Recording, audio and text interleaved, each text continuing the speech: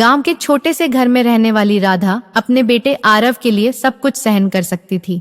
गरीबी, ताने, कठिनाइयां, सब कुछ। उसने अपने बेटे को पढ़ाने के लिए दिन रात मेहनत की।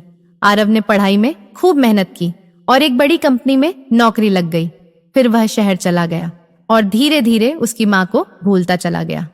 राधा रोज उसकी राह देखती, पर वह कभी ना आया। उसने कई बार पत्र लिखे, लेकिन कोई जवाब नहीं आया। फिर एक दिन गांव के पोस्टमैन ने आरव को एक पत्र भेजा, राधा का आखिरी खत। उसमें लिखा था, बेटा, तुम्हारी याद बहुत आती है। जब तुम छोटे थे, तुम्हारे बिना एक पल भी रहना मुश्किल था। अब शायद तुम्हें मेरी जरूरत नहीं, पर मैं हमेशा तुम्हारे लिए दुआ करती रहूंगी। कुछ दिनों बाद आरव गांव पहुंचा, लेकिन तब तक बहुत देर हो चुकी थी। उसकी माँ अब इस दुनिया में नहीं थी। वह फूट फूट कर रोने लगा, पर अब पश्चाताप का कोई फायदा नहीं था। माँ चली गई, लेकिन उसकी यादें हमेशा उसके साथ रहेंगी। आरव अपनी माँ राधा की चिता के सामने खड़ा था। उसकी आंखों से आंसू रुकने का नाम नहीं ले रहे थे। माँ को खोने का दर्द उसे भीतर तक तोड़ चुका था। वह पछता रहा था कि काश उसने माँ के खत का जवाब दिया होता। काश वह समय निकालकर गांव आया होता। काश उसने माँ को अकेला न छोड़ा होता। लेकिन अब सब बेकार था।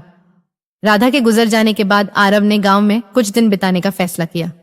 माँ का छोटा सा घर, वह टूटी हुई खाट, पुरानी चादर, रसोई में रखे मिट्टी के बर्तन, सब कुछ माँ की याद दिला रहे थे। उसने अलमारी खोली तो वहां एक पुराना संदूक रखा था।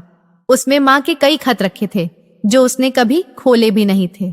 एक खत में लिखा था, बेटा, शहर की चमक धमक में मेरी याद नहीं आती होगी, लेकिन मैं रोज तुम्हारे आने का इंतजार करती हूँ। मुझे बस तुम्हारी हंसी सुननी है, तुम्हारा चेहरा देखना है।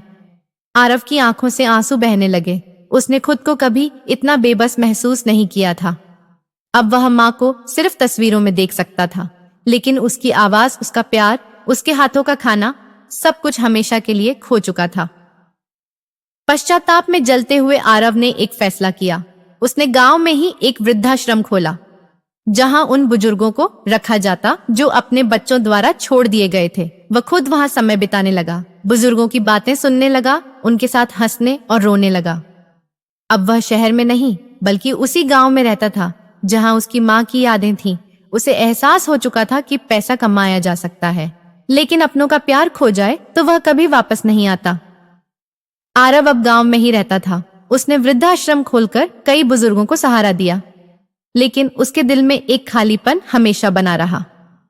वह दिन रात सोचता, क्या मेरी माँ ने जाते जाते मुझे माफ किया होगा?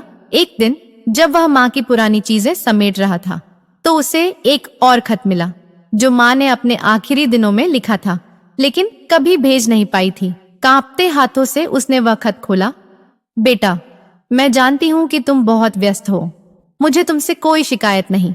मैंने तुम्हें दुनिया देखने और बड़ा बनने के लिए ही तो भेजा था। बस इतना याद रखना, माँ कभी नाराज नहीं होती। अगर कभी लौटो तो मेरी छोटी सी दुनिया को देख लेना। शायद वहां तुम्हारी बचपन की यादें तुम्हारा इंतजार कर रही होंगी। खत पढ़कर आरव फूट फूट कर रोने लगा। माँ कभी नाराज नहीं थी। उसे शिकायतें थीं, लेकिन उनसे ज्यादा उसके दिल में प्यार था। उस दिन के बाद आरव ने खुद को पूरी तरह बदल लिया। वह वृद्धाश्रम में न सिर्फ बुजुर्गों का ख्याल रखता, बल्कि हर दिन उनकी कहानियां सुनता, उनकी बातें लिखता और उन्हें अपने जीवन का हिस्सा बना लेता। अब वह किसी और माँ को अकेलेपन का दर्द महसूस नहीं होने देता, लेकिन हर रात जब वह अपनी माँ की तस्वीर के सामने बैठता तो बस एक ही बात कहता, काश माँ एक बार और आपके पास आने का मौका मिलता।